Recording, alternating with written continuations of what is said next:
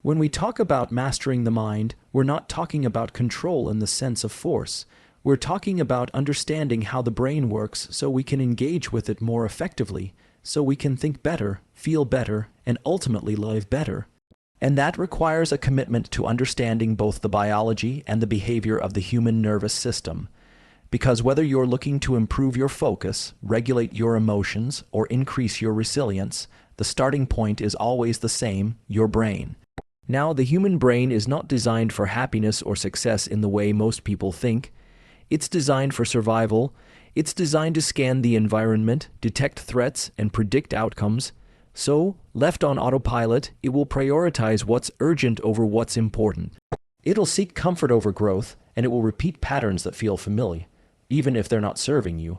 Mastering your mind begins by recognizing this default setting and then learning how to work with it instead of against it.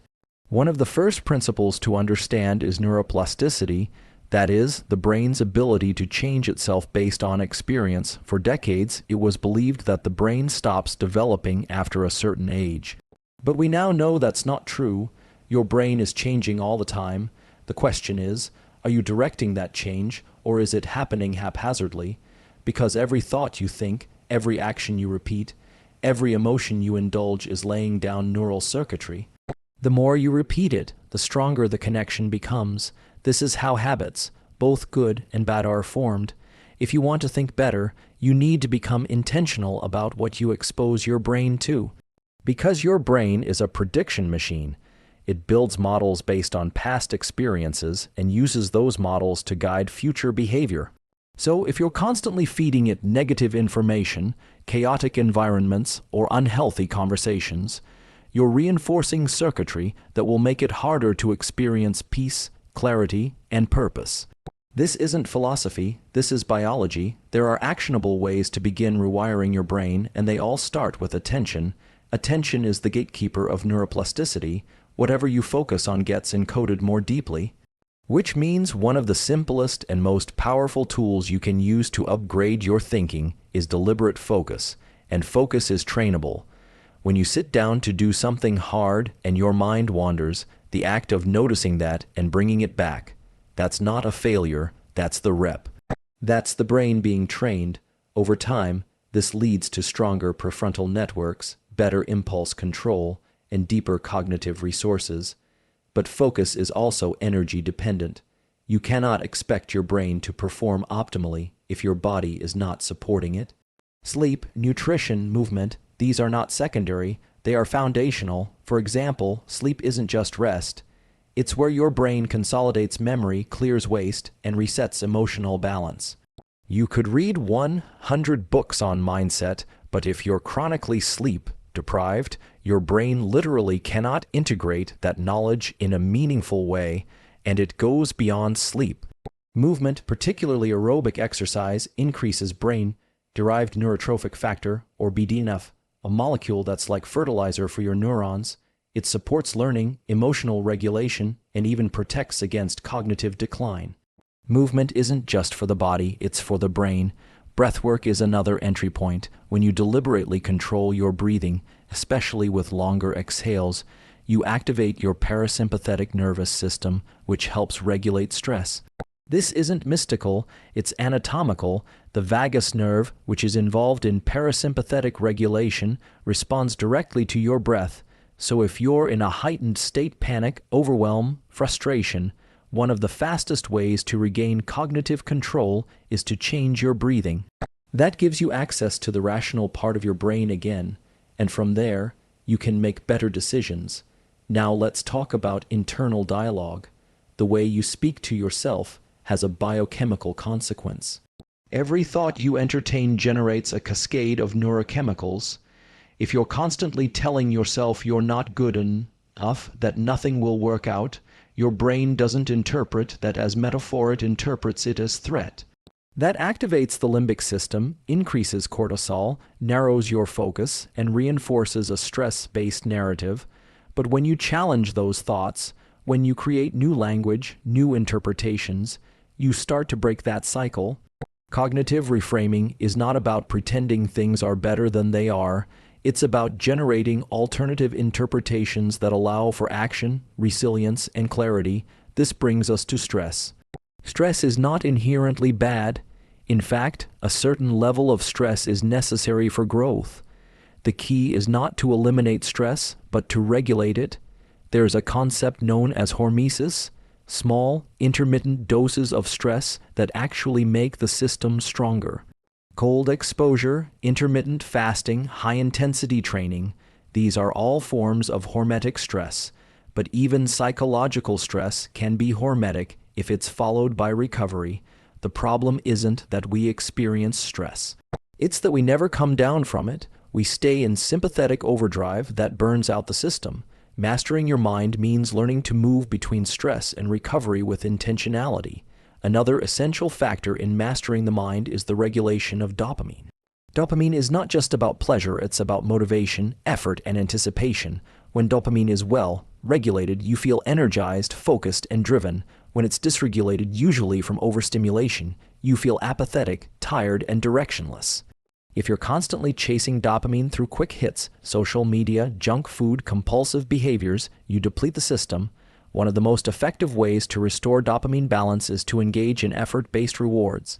That is, choosing goals that require sustained work and then allowing the reward to follow.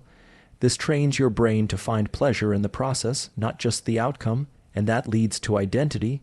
The beliefs you hold about who you are determine what behaviors you'll tolerate or avoid. If you want to think better, you need to upgrade your identity. Ask yourself, what kind of person am I becoming through my habits, my choices, and my patterns of thought? The nervous system loves consistency. So if your behavior contradicts your desired identity, there's friction. But when you begin acting in alignment with who you want to become, even in small ways, the brain starts to update its self-concept. And once your identity begins to change, your behavior naturally follows. Let's not forget about social connection. We are wired for it. Isolation is one of the most potent stressors a human can experience. And it doesn't always mean physical isolation. Emotional isolation, feeling unseen or misunderstood, can be just as damaging. Quality relationships help regulate the nervous system, buffer against stress, and reinforce meaning. But the brain also needs solitude, time away from stimulation, time to process, time to think deeply. Most people today are overconnected digitally and underconnected emotionally. That creates a kind of cognitive noise that makes it hard to access clarity. So one of the most powerful things you can do for your brain is to give it quiet, real quiet, no phone, no distraction, just you and your thoughts. That's where integration happens. Another practice that supports mental mastery is visualization. The brain does not clearly distinguish between real and vividly imagined experiences. When you visualize success, not in a vague, wishful way, but in a structured, sensory, rich way, you activate many of the same neural circuits involved in actual execution. Athletes, performers, surgeons all use this, and you can use it too. When paired with actual effort, visualization becomes a powerful amplifier of skill and confidence. Now, none of this works without consistency. The brain doesn't change overnight. It changes through repetition, consistency, and effort. That's the hard truth. You can't read one book, do one meditation, or have one epiphany and expect lifelong change. Neuroplasticity requires repetition. You literally have to teach your brain who you want to become, again and again. The good news is that the brain is listening, it's adapting, but only if you're giving it consistent signals. Let me also speak to something that often gets overlooked: mental stillness, not just focus or clarity, but stillness, a quiet mind in today's environment. That's rare, but it's critical. When you train yourself to access stillness, even for a few minutes a day, you create space between stimulus and response. That space is where wisdom lives. It's where perspective is born. Whether through meditation, prayer, journaling, or just intentional silence, stillness is a discipline. And it's one that pays massive dividends in your ability to think better. So where do you begin? You begin by realizing that your brain is not fixed, your thoughts are not facts, your emotions are not permanent. They are signals, data, information, and when you start treating them that way, you begin to reclaim authority over your inner world. That authority, when combined with the tools of neuroscience, behavior, and consistent practice, is how you build a mind that works for you instead of against you. This is not about perfection, it's about progression. The goal is not to never have a negative thought again or to never feel stressed. The goal is to develop the tools and awareness to respond wisely when those things happen. Because they will, and that's not failure, that's the training ground. Your mind is your most powerful asset, but it needs direction, it needs input, and above all, it needs consistency. If you give it those things, it will serve you in ways you never imagined. But it starts with you, not someday, not when you have more time, today, because the sooner you start mastering your mind, the sooner you start living the life that mastery makes possible. Would you like a version optimized for delivery in front of an audience with pauses or tone cues? Let's go deeper. When you understand how your mind operates, you stop being surprised by it. You stop reacting with confusion or frustration when intrusive thoughts show up or when your motivation drops off. You start seeing patterns, and patterns reveal the system. Once you see the system, you can start redesigning it. You realize that thinking better isn't just about thinking positively, it's about thinking accurately. Realistically, strategically, you don't try to overwrite your emotions, you learn to interpret them. Emotions are like internal weather systems, they pass, but just like weather, they have patterns. The more aware you become of those patterns, the more skillfully you navigate them. There's a profound difference between reacting and responding. Reaction is impulsive, it comes from older brain structures like the amygdala. Response is thoughtful, it comes from the prefrontal cortex. Every time you pause before you act, every time you interrupt a habitual thought loop and ask yourself, is this useful? You reinforce the circuits for conscious control. You literally strengthen the parts of your brain responsible for reflection, self-regulation, and long-term planning. And this ability to pause and redirect is one of the most critical skills you can develop if you want to live better, because most of the suffering people experience is not due to what happens to them. It's due to their interpretation and reaction to what happens to them. Part of mastering your mind is understanding that your inner world creates your outer experience, not in some magical or mystical way, but through attention, perception, and behavior. If your attention is locked onto problems, threats, or shortcomings, your brain will filter the world through that lens. That doesn't mean you deny problems. It means you learn to focus on what you can influence. This shift from passive worry to active agency changes your neurology. It activates different parts of your brain, engages different hormones, and sets a different tone in your body. Over time, it recalibrates your entire psychological baseline. What people call mindset is often just neurocircuitry shaped by repeated experience and internal dialogue.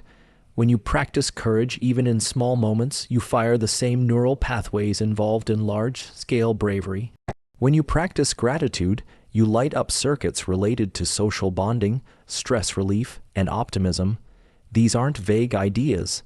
They're measurable physiological shifts.